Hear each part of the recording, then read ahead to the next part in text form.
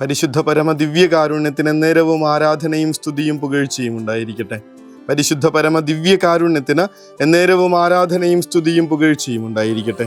പരിശുദ്ധ പരമ ദിവ്യകാരുണ്യത്തിന് എന്നേരവും ആരാധനയും സ്തുതിയും പുകഴ്ചയും ഉണ്ടായിരിക്കട്ടെ. മാർച്ച് 19 വിശുദ്ധ യൗസേപ്പ് പിതാവിൻ്റെ മരണത്തിരുന്നാളാണ്. എന്തൊരു ഭംഗിയുള്ള ജീവിതമായിരുന്നു, എന്തൊരു വിശുദ്ധനാണിത്. ഇങ്ങനെ പറഞ്ഞാലും തീരാത്തത്ര, സ്നേഹിച്ചാലും സ്നേഹം കുറയാത്തത്ര ഒരപ്പൻ്റെ വാത്സല്യത്തോടു കൂടി നമ്മളെ പൊതിഞ്ഞു പിടിക്കുന്ന ഒരു വിശുദ്ധൻ. കർത്താവെ, ഞങ്ങൾ നന്ദി പറയാണ് ഇങ്ങനെയൊരു പിതൃവാത്സല്യത്തിൻ്റെ സംരക്ഷണത്തിന് കീഴിൽ ഞങ്ങളെ പൊതിഞ്ഞു പിടിക്കുന്നതിന്. ശരിക്കും പറഞ്ഞാൽ സ്വർഗീയ പിതാവിൻ്റെ വാത്സല്യവും കരുതലുമായി ഈ ഭൂമിയെ പൊതിഞ്ഞു പിടിക്കാനായി സ്വർഗം നിയോഗിച്ച ഒരപ്പൻ്റെ മരണത്തിരുന്നാളിലാണ് നമ്മളായിരിക്കണേ. വിശുദ്ധ യൗസേപ്പ് പിതാവിൻ്റെ മധ്യസ്ഥം യാചിച്ച് പ്രാർത്ഥിക്കണമെന്നേ. ചില കുടുംബങ്ങളിലൊക്കെ ചെല്ലുമ്പോൾ പരിശുദ്ധ മാതാവിൻ്റെ ഒരുപാട് രൂപങ്ങൾ നിരന്നിരിക്കുന്നത് കണ്ടിട്ടുണ്ട്. ഒരുപാട് തരത്തിലുള്ള, പലതരത്തിലുള്ള അമ്മയുടെ വിവിധ ഇടങ്ങളിലുള്ള തിരുസ്വരൂപങ്ങൾ.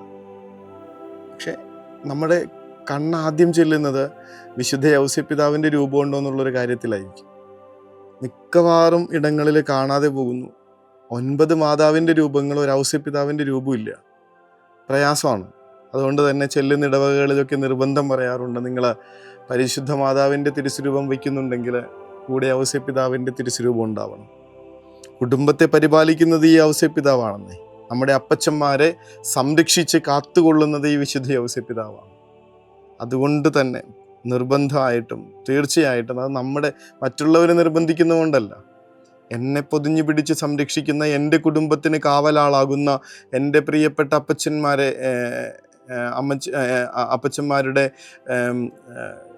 സംരക്ഷകനാകുന്ന ഈ വിശുദ്ധൻ തീർച്ചയായും നമ്മുടെ തിരുനടയിൽ ഇടം പിടിക്കേണ്ട ഒരാൾ തന്നെയാണ്. കർത്താവെ, വിശുദ്ധ യൗസേപ്പ് പിതാവ് വഴി ഞങ്ങളുടെ കുടുംബങ്ങളെ കാത്തുകൊള്ളണമേ എന്നും സംരക്ഷിക്കണമേ എന്നും പ്രാർത്ഥിക്കണം. വിശുദ്ധൻ്റെ വലിയ കരുതലും കാവലും നമ്മൾ കാണുന്നുണ്ട്.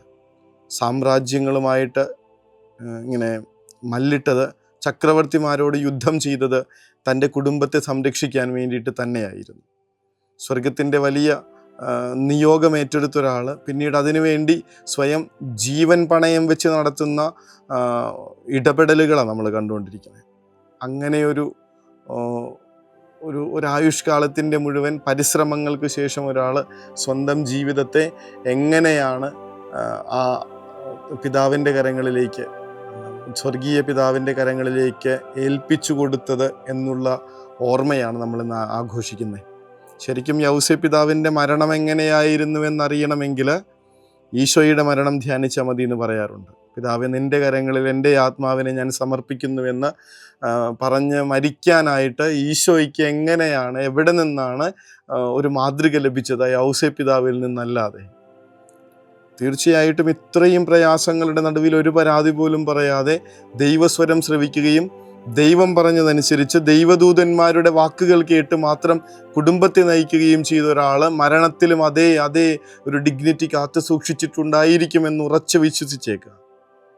പിതാവേ, നിൻ്റെ കരങ്ങളിൽ എൻ്റെ ആത്മാവിനെ ഞാൻ സമർപ്പിക്കുന്നു എന്നുള്ള ശരീരഭാഷയോടുകൂടെ ഇത്രയും കാലത്തെ ജീവിതത്തെക്കുറിച്ച് ഒരു പരാതിയും പറയാതെ ഇതാ ഇപ്പോൾ മരിക്കാൻ പോകുന്നു എന്നുള്ളതിൻ്റെ ആവലാതികളൊന്നുമില്ലാതെ സ്നേഹപൂർവ്വം സ്വർഗീയ പിതാവിൻ്റെ മടിയിലേക്ക് തൻ്റെ ആത്മാവിനെ സ്നേഹപൂർവ്വം ഇങ്ങനെ ചേർത്ത് വെച്ച ഒരു മഹാവിശുദ്ധൻ്റെ മരണം കണ്ടിട്ട് തന്നെയായിരിക്കും ഈശോ തൻ്റെ മരണസമയത്ത്, ഇത്രയും കഠിനമായ വേദനകളുടെ സമയത്ത് ഇത്രയും ശാന്തമായ ഒരു കുഞ്ഞുറങ്ങുന്നത്ര ശാന്തതയോടുകൂടെ തൻ്റെ പിതാവിൻ്റെ കരങ്ങളിലേക്ക് തൻ്റെ ആത്മാവിനെ സമർപ്പിക്കാനായിട്ട് പഠിച്ചതെന്നറിയണം.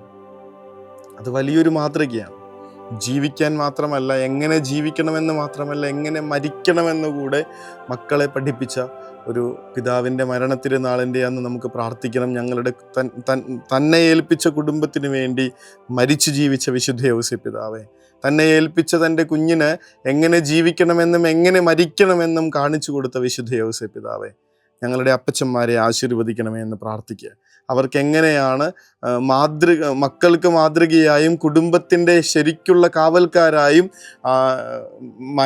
മരണം കാണിച്ചു കൊടുക്കാനുള്ള മാതൃകകളായും മാറേണ്ടതെന്ന് വിശുദ്ധ യൗസേപ്പ് പിതാവെ അങ്ങ് തന്നെ അവരെ പഠിപ്പിക്കണേ എന്ന് പ്രാർത്ഥിക്കുക. നമ്മുടെ അപ്പച്ചന്മാരൊക്കെ വേണ്ടിയിട്ട് പ്രാർത്ഥിക്കേണ്ടത് അത് തന്നെയാണ്, മാതൃകയായി നിൽക്കാൻ വേണ്ടിയിട്ട്. ഇവരെ വെറുതെ ജീവിച്ച് കടന്നു പോയാൽ പോരല്ലോ, ഇങ്ങനെ മരിച്ചു കടന്നു പോകുമ്പോഴും അവരെക്കുറിച്ചുള്ള ഓർമ്മകൾ ഇങ്ങനെ ദീപ്തമായി ഉള്ളിൽ നിറയാൻ വേണ്ടിയിട്ട്, അത്രയ്ക്ക് ക്വാളിറ്റിയുള്ളൊരു ലൈഫ് ജീവിക്കാൻ വേണ്ടിയിട്ട് ഈശോയെ ഞങ്ങളുടെ അപ്പച്ചന്മാർക്ക് വിശുദ്ധ യൗസേപ്പ് പിതാവ് വഴിയായി അനുഗ്രഹം നൽകണേ എന്ന് പ്രാർത്ഥിക്കുക. കുടുംബങ്ങളുടെ കാവൽക്കാരനായ വിശുദ്ധ യൗസേപ്പ് പിതാവിലേക്ക് നമ്മുടെ കുടുംബങ്ങളെ സമർപ്പിക്കാം. എല്ലാ നാരകീയ ശക്തികളിൽ നിന്നും തിന്മയുടെ ഇടപെടലുകളിൽ നിന്നും ഞങ്ങളുടെ കുടുംബങ്ങളെ സംരക്ഷിക്കാം. സാമ്രാജ്യങ്ങൾക്ക് നേരെ ഇങ്ങനെ ധൈര്യപൂർവം സംരക്ഷണ കവചമായി നിന്ന വിശുദ്ധ യൗസേപ്പ് പിതാവെ കൂടെ ഉണ്ടാകണേ എന്ന് പ്രാർത്ഥിക്കുക.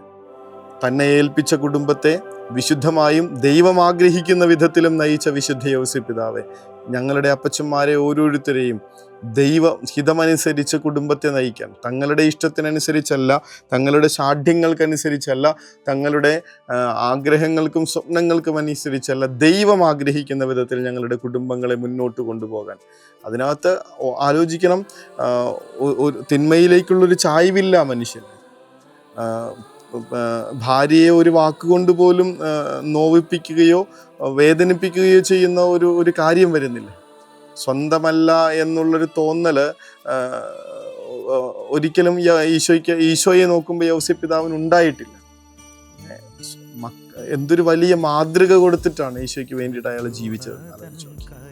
ഇതൊക്കെ തന്നെ ഞങ്ങളുടെ അപ്പച്ചന്മാർക്ക് വേണ്ടി പ്രാർത്ഥിക്കുമ്പോൾ കർത്താവെ ഈ വലിയ ക്വാളിറ്റി ആയിട്ട് ഒരു ജീവിതം ജീവിക്കാൻ ഞങ്ങളുടെ കുടുംബത്തിൻ്റെ തലവന്മാരെന്നുള്ള നിലയിൽ ഈ എല്ലാവരോടും അഭിമാനത്തോടു കൂടി അപ്പച്ചന്മാരെ പറ്റി പറയുന്ന വിധത്തിൽ അവർക്ക് ജീവിക്കാൻ ഈ അപ്പച്ചന്മാരെ വിശുദ്ധ യൗസേപ്പ് പിതാവ് വഴിയായി ആശീർവദിക്കണമേ എന്ന്, അനുഗ്രഹിക്കണമേ എന്ന് അപേക്ഷിച്ചുകൊണ്ട് ഇന്നത്തെ ദിവസം നമ്മൾ ഈശോയുടെ ഈ വലിയ ആശീർവാദത്തിന് വേണ്ടിയിട്ട് സമർപ്പിക്കുന്നത് കുടുംബത്തെ നോക്കുന്ന ഓരോരുത്തരെയും, പ്രത്യേകിച്ച് അപ്പച്ചന്മാരെ അവർക്ക് ആശീർവാദം നൽകണമേ എന്ന അപേക്ഷയോടുകൂടെ പരമദിവ്യകാരുണ്യമേ അനന്ത സ്നേഹമേ,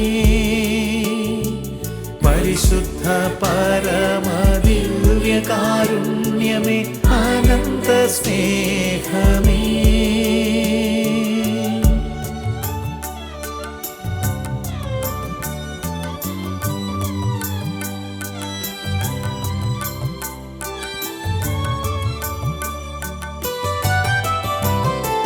പരിശുദ്ധ പരമ ദിവ്യകാരുണ്യത്തിന് എന്നേരവും ആരാധനയും സ്തുതിയും പുകഴ്ചയും ഉണ്ടായിരിക്കട്ടെ.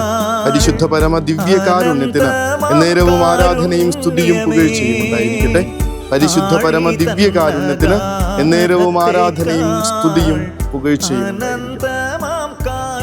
ഇത് നമ്മുടെ പ്രാർത്ഥനയുടെ നേരമാണ്. നമ്മുടെ അപ്പനെ ഓർത്തെടുക്കുക. കർത്താവെ, വിശുദ്ധ യൗസേപ്പ് പിതാവിനെ കണക്ക് എന്ന് പറയത്തക്ക വിധത്തിൽ അവരൊന്ന് ജീവിക്കാനായിട്ടുള്ള അനുഗ്രഹം കൊടുക്കണേ എന്ന് പ്രാർത്ഥിക്കുക. മരിച്ചു പോയിട്ടുണ്ടെങ്കിൽ ഈ അപ്പന്മാരൊക്കെ ജീവിതം കൊടുത്തത് ഈ കുടുംബത്തെ സ്വർഗമേൽപ്പിച്ചു കൊടുത്ത കുടുംബത്തിന് വേണ്ടിയിട്ടായിരുന്നുവെന്നൊന്ന് ഓർത്തെടുത്ത് അവരുടെ ആത്മാക്കൾക്ക് വേണ്ടി പ്രാർത്ഥിക്കുക. ഈ രാത്രി അങ്ങനെ ഈ വലിയൊരു വിശുദ്ധനായ പിതാവിൻ്റെ ഓർമ്മയിൽ ദീപ്തമാകട്ടെ എന്ന പ്രാർത്ഥനയോടുകൂടെ നമുക്കുറക്കത്തിലേക്ക് പോകാം. കരുണതൻ കയർ പിടിച്ച് നയിച്ചിടും സ്നേഹമേ, ദിവ്യകാരുണ്യ സ്നേഹമേ, പരിശുദ്ധ സ്നേഹമേ, പരിശുദ്ധ പരമദിവ്യകാരുണ്യമേ അനന്ത സ്നേഹമേ, പരിശുദ്ധ പരമദിവ്യകാരുണ്യമേ അനന്ത സ്നേഹമേ.